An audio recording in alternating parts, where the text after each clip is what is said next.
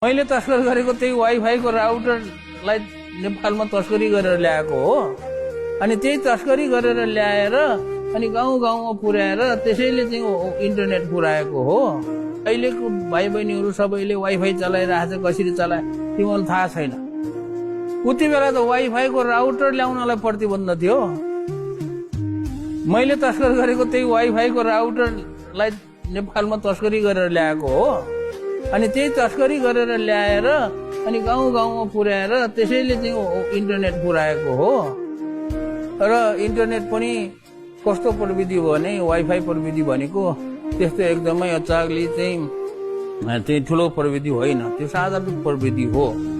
र त्यो इन्टरनेट उति बेला त्यो वाइफाई त अमेरिकामा पनि थिएन। अमेरिकाको पनि घर घरमा वाइफाई प्रविधि आएको थिएन। प्रविधिको भर्खरै विकास हुँदै थियो। त्यति बेला त्यो प्रविधिलाई ल्याउनको लागि अनुमतिको लागि चाहिँ मैले मन्त्रालयमा पनि नधाएको होइन। मन्त्रालयमा पनि धेरै पटक धाएँ, आखिरमा केही सिप नलागेर त्यसलाई चाहिँ मैले के भन्छ तस्करी गरेकै हो।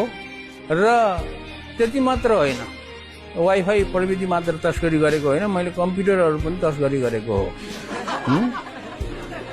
कठघरा प्रश्न जनता